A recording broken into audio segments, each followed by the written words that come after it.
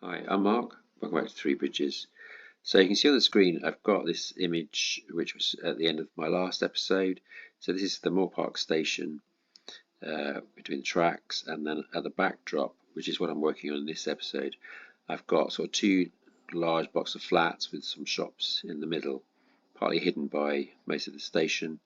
So it's going to be like a sort of 1 or 2 centimetre deep backdrop to the scene that I have on either side. So I've got to build this building here, which I'm calling Ocean View number 1, and then the second block of flats over here is Ocean View number 2. And the section in the middle will actually be flat, but it will be sort of a forced perspective of the shop sort of going into the background. So 3 separate things to do: 2 physical buildings and then a flat forced perspective backdrop. So I'm going to start the episode on how I constructed Ocean View number 1, which is this building on the left. So I'll take you to Inkscape, so there's a few things I had to change in the design before I could start on the construction. Okay, so back in Inkscape, so the top of the screen, the darker brown building, so this is Ocean View number 2, where I've got, these are the physical flats, and the tower at the end that I'll be building, and then the shops and the flats above will be part of the forced perspective. Anyway, a couple of things I had to decided to change. I'm going to go, and then all the doors in the building will be sort of ocean liner blue. So we'll see how that comes out when I sort of build it up. So I made the changes to the ocean liner 1 building, which is on the left. I've removed the tower from the middle, and then I've also taken off the balcony. So this is like the back first layer of the build. So next step is to print out these 2 parts of the building so that I can start building up the first layer. So I'll take you to the physical construction now, and you can see how the building is progressing.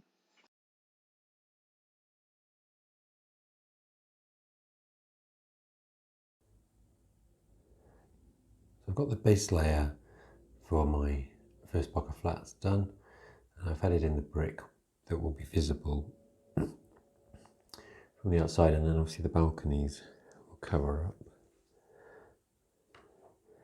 this sort of area like this, so you won't see any of that orange. So what I'm going to do next is build the balconies. I'm just going to scratch build these. I don't need to really draw them up in Inkscape. It's basically just going to be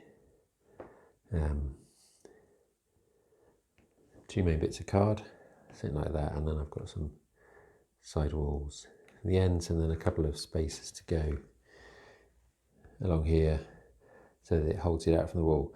I also wondered about covering this in white paper, but it sort of has a sterile look about it. So what I'm going to do is build them up, and then I'll paint them white. I just sort of feel they'll look a bit more realistic if they're actually painted as they would be in real life. So I'll make each of the balconies up.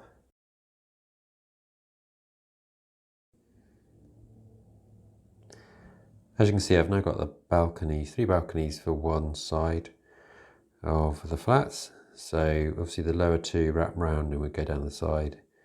So I've sort of given that impression.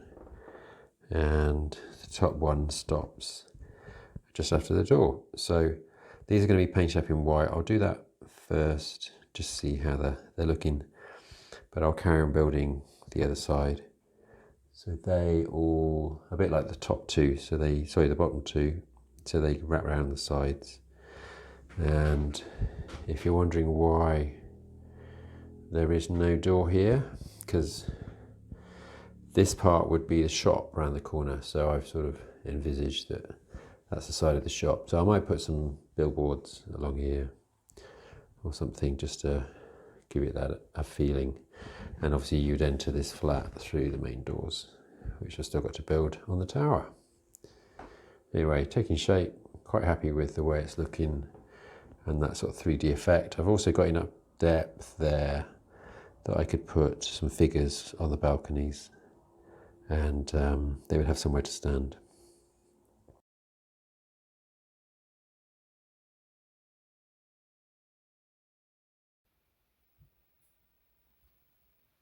Just a couple of days later, I've put put a couple of layers of varnish on the back scene. I appreciate it does look quite flat, perspective wise, because it is a flat layer.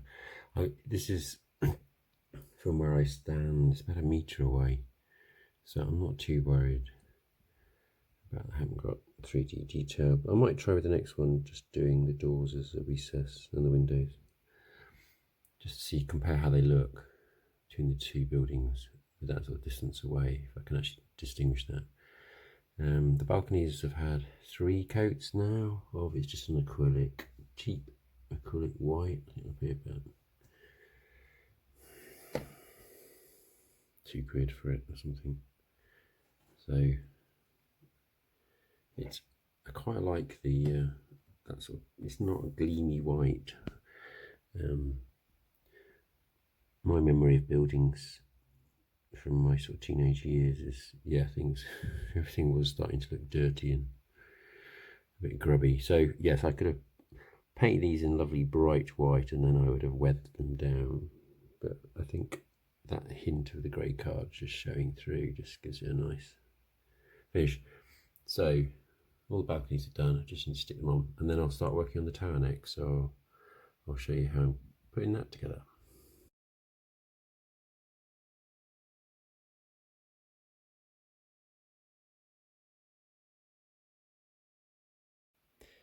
I've painted up the main body of the tower, the second coat now, so that's just drying, and I've started on the door portal. So what I'm trying to do is give that sort of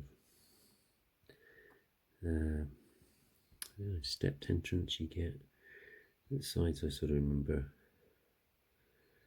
going to the cinema as a child. Anyway, I just need to sort out the doors behind, and then the windows that will go behind here. I'll try a couple of things in Inkscape. I'm quite sure if I'm going to have one continuous pane of glass or maybe several sections. I'll try a couple of things and see how they look.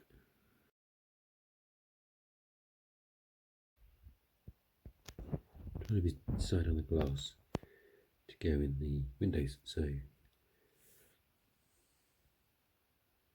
conscious of the fact when you look at some windows they reflect the sky back, so I've sort of gone with a pale blue and green background, and I'll try that.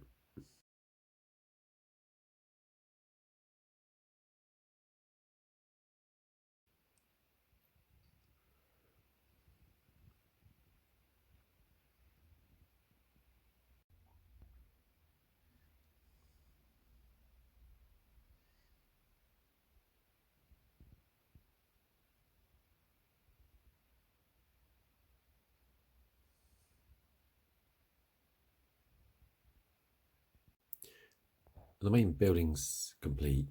I just need to add a few signs along the bottom. The usual, no ball games, no kids, no cycling, no loitering, all that sort of stuff that you always used to get around the States.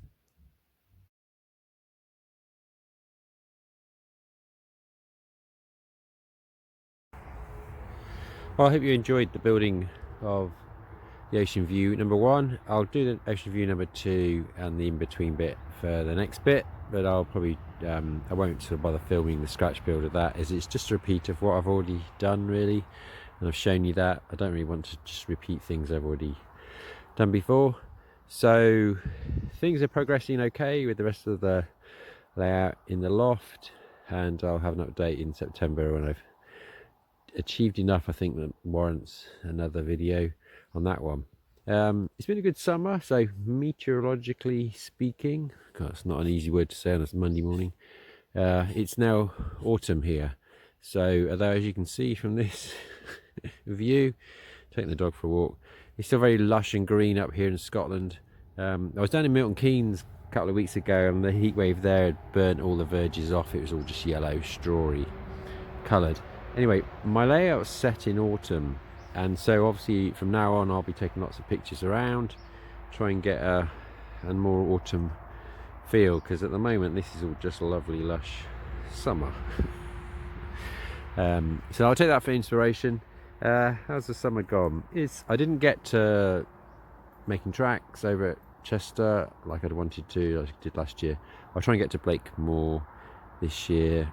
It was pretty crowded at Getz. You couldn't get actually near it when I tried because I was a bit later in the day. But yeah, definitely I can get over to Chester before Christmas, so that'll be nice, and I look forward to seeing that.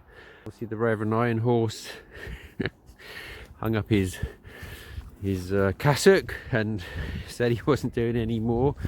To be honest with you, I didn't think Craig would last very long without coming back to YouTube and reposting, and I was delighted to see that he was back again with his little layout and his views on the hobby. So yeah, keep going, Craig. Keeps me going, listening to your ramblings. So hope everyone else is having a good time with their model railways. I am. I had one last thought. So I was watching, I can never actually know his name, but I should probably try and find it. Emperelli. So he was doing an N-gauge layout for a customer, and it's quite a detailed one, and he basically realized that it would take the guy quite a long time to build the upper level, and so he created a runaround loop on the staging yard on the lower deck, so that the client would have something to do whilst and see trains running whilst he was building something more adventurous on the top level. I think that posted earlier this week, and it got me thinking as well. I'm planning to build this layout over 7 or 8 years, but my East Coast line and my West Coast line stock just sit on my shelf of inspiration, and I don't actually get to run them, and I probably won't get to run them for a number of years. So probably next year I'm going to have a think about just creating the top deck as a runaround standalone, just so that I can play with trains and see things happening. But anyway, I'll give that some thought for this year, and we'll see how we get on.